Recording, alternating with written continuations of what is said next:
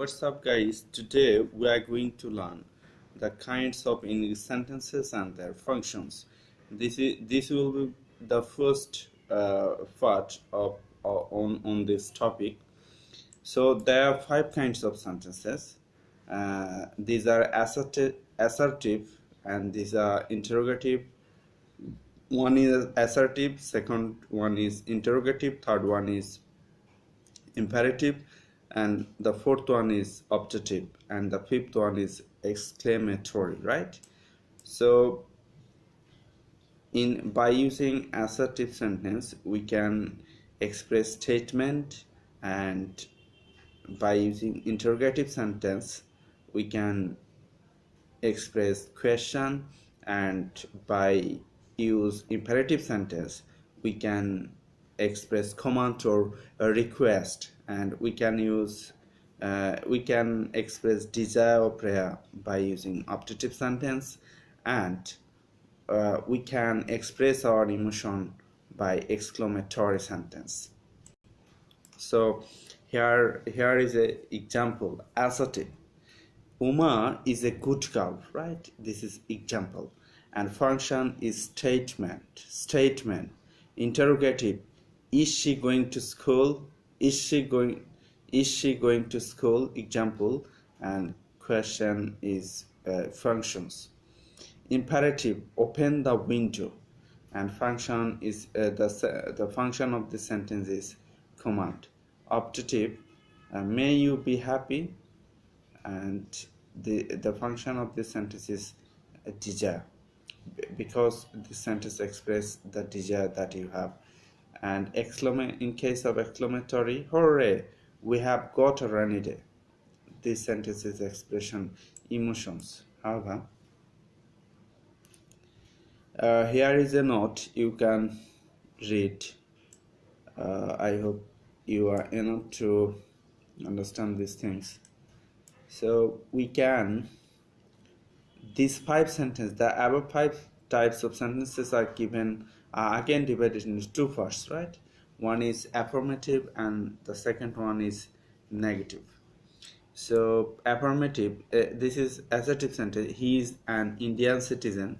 Negative: he is not an Indian citizen, right? Affirmative to negative.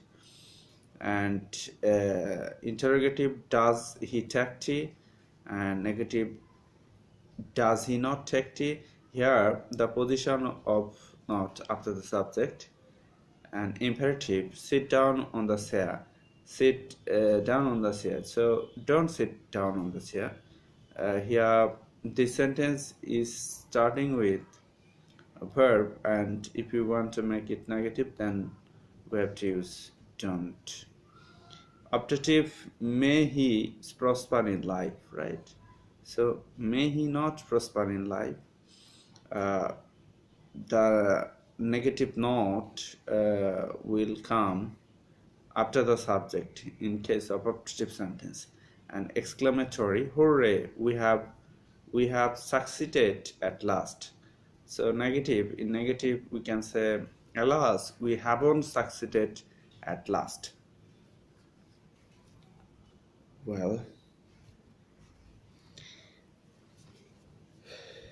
Well, transformation of sentences, right? In case of transformation of sentences, we are not allowed to change the meaning, right? Here you can say, however, in transformation sentence, we can use not with the opposite word, or the phrase "it is not that," right? To keep the meaning unchanged. Affirmative: Rohit is a good boy. If you want to make it negative, then you say Rohit is not a bad boy, right? Here, not and bad, 2 negative words will make sense a positive. 2 negative words will make a positive sense. So the meaning of this sentence and this sentence is similar. Well, sentence patterns. This is assertive sentence pattern, right? We have 5 sentences. We have 5 types of sentence, but here we learn the structure of assertive sentence pattern. So what is that pattern? subject, verb, object, or complement or adverbials, right? He is a student. This is a student is a complement because he equal to a student. Professor Das cancelled. Professor Das Professor Das cancelled our class yesterday, right? Professor Das cancelled our class yesterday. And there were many students in the classroom. And Shourab plays cricket at the Edens, right? So at the Edens, in the classroom yesterday, these all are adverbials. Usually adverbial give answer the word when, where, the words when, where, which place, that is adverbial will express place, time, etc. However, in case of imperative sentence pattern, right? In case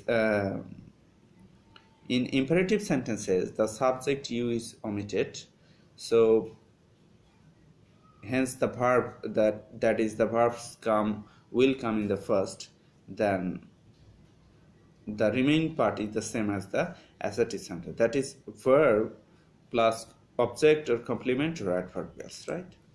So subject you is omitted here, and verb read the book, right? This is object, or write a letter, or shut the door, or give me a glass of water, and verb and adverbial, this is adverbial or adverb, come here, go there, walk to the door, or run across the field. So you smoke and your family suffer, right? This is not imperative sentence, that is, it is not expressing any command, so this is not imperative sentence, so you have to use you. Now the main question is that why is the subject is omitted in the imperative sentence?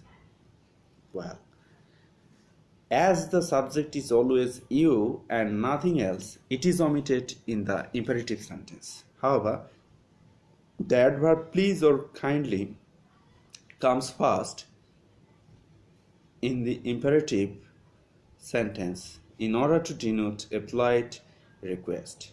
Please sit down. Kindly give me a glass of water. Right? Here, kindly is expressing your politeness, right? And please also expressing your politeness. That's all about today. In my next video, I will discuss uh, interrogative sentence,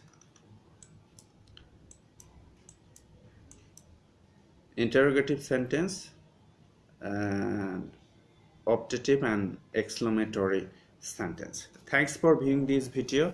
Be well.